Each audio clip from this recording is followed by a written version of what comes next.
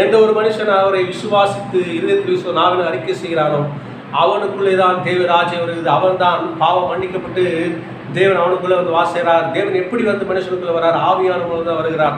இந்த செய்தியை ஒருவன் கேட்டால்தான், விசுவாசித்தால்தான், மனதினால்தான், அவரை இருதயத்தை விசுவாசி அவரை இரட்சகராக ஏற்றுக்கொண்டால்தான் அவனுக்குள்ளே தேவராஜ்யம் வரும். ஆகவே இந்த செய்தி முதலாக பிரசங்கிக்கப்பட வேண்டும்.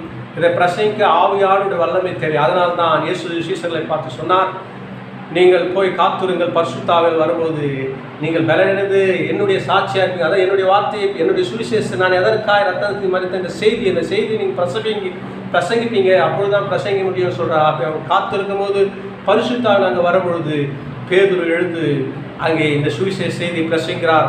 அன்றைக்கே இந்த வார்த்தையை கேட்ட ஜனங்கள் தேவராஜ்யம் வந்தது.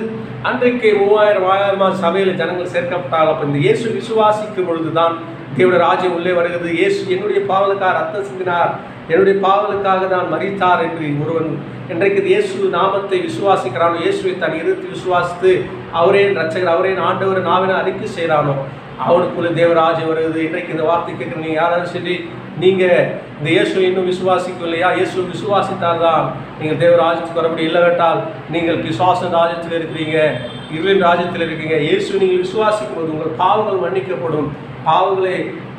உங்கள் பாவலுக்காக ரத்தம் சிந்தினார், உங்களுக்காக தான் மரித்தார், உங்களுக்கு பதிலாக இயேசு ரத்தத்தை மரித்தார். நீங்கள் விசுவாசித்து நாவினால் அவரை இயேசுவை ஆண்டவர் என்று ரட்சகன் அறிக்கை செய்யும்போது உங்கள் பாவம் மன்னிக்கப்பட்டு நீங்கள் தேவ ராஜ்யத்துக்குள்ள அவரை தேவனுடைய பிள்ளைகள் ஆகிறீங்க.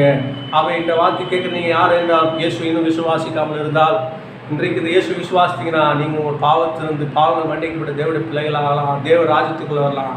இந்த தேவ ராஜ்யத்தை நீங்கள் இப்படி தான் தேட முடியும்.